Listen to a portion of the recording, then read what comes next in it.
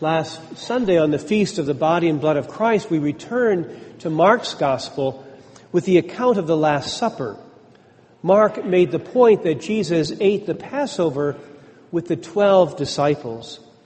In choosing not to eat the Passover with his family, Jesus imagines the 12 as a new family, symbolizing the new Israel. They will become the model for a new way of being human together. I pointed out that Dominican Father Timothy Radcliffe noticed an interesting distinction at the Last Supper in the words spoken about the bread and the wine. For the bread, Jesus said, "This is my body given for you." The sharing of Christ's body gathers the community together around the altar. But the cup of wine is blessed for you and for many. The cup of wine is centrifugal. It's expressed an outward thrust, the reaching out to all of humanity. This is the breathing of the church. This rhythm of gathering the community around the altar and then sending it away belongs to the oxygenation of the church's lifeblood. Without it, the church would stop breathing and die. In reimagining the bread and wine of the Passover, Jesus changes our identity. The central sacrament of the church, the sign of our shared home, has this double rhythm. It gathers in and reaches out. So we are no longer a people living for ourselves. Now we are a people sent for the life of the world. Next week at our annual Castello Summer Scripture, Sister Sandra Schneiders will be here in the last 2 days of the conference. She's an IHM sister from Monroe, Michigan, although she teaches in Berkeley, California. I've only had the chance of hearing her speak on 2 occasions, but she's a very challenging and insightful thinker. I remember in 1986, I happened to hear her speak at Marygrove College in the auditorium there. Her topic was the language that we use to talk about God. She said in the Christian imagination, of course, our image of God is traditionally masculine. We think of God as Father. But she raised the question, what would happen if we used feminine images? Does changing our language about God change our understanding of God? I still remember this very interesting insight that she gave us. She was making a distinction between thinking and seeing. And she said that we think, like in parts, but that we image in wholes. And here's how she explained that.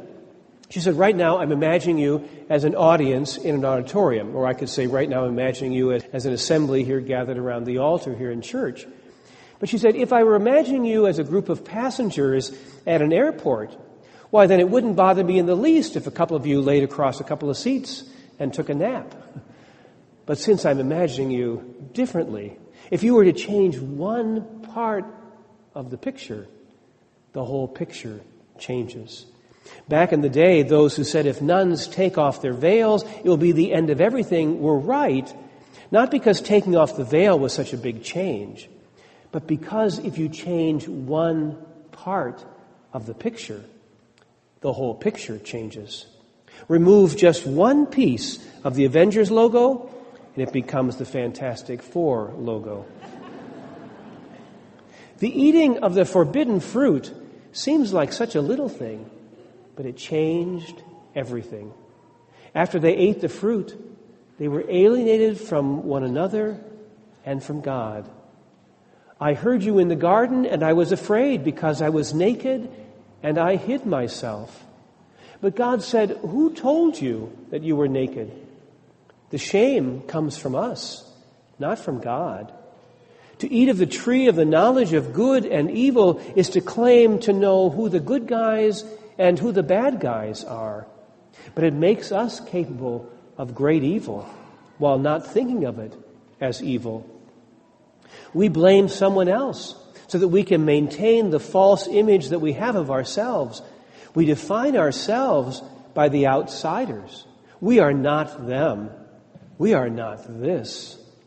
The man said, The woman whom you gave to be with me, she gave me from the fruit of the tree, and I ate. And the woman said, the serpent tricked me, and I ate. Satan is casting out Satan. The scribes from Jerusalem are accusing Jesus of being in league with Beelzebul. They, of course, think they're doing God's work of accusing an evil one and then working to cast him out. But Jesus' riddle names them as doing satanic work by virtue of their accusing. A house divided against itself cannot stand.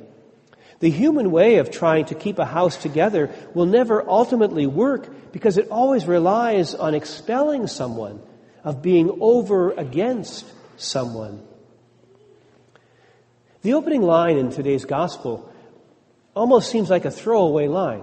Then Jesus went home. But home is the basic unit of organization of our society. So what's being described in the text today is a problem for all of us. Outside the house, his family echoes the words of the crowd. He has gone out of his mind. His family is trying to throw Jesus under the bus, lest the crowd turn and come after them. When boundaries are threatened, everything defaults to identity politics. Whenever I read the word house in the New Testament, I hear it as a reference to the early house church. So Jesus says to the church gathered in the house, whoever does the will of God is my brother and sister and mother. In gathering 12 disciples, this new Israel, Jesus is changing one simple thing. Instead of being defined by excluding others, in this new way of being together, we are discovering God's desire to gather all people together. Inside the house, Mark tells us there are so many people they're not able to eat. But actually, the Greek says literally they were not able to eat bread. If the house is divided, it makes sense that the Eucharist is not able to be eaten. Jesus offers a way of being a house which is not divided. The word Satan means to accuse and divide.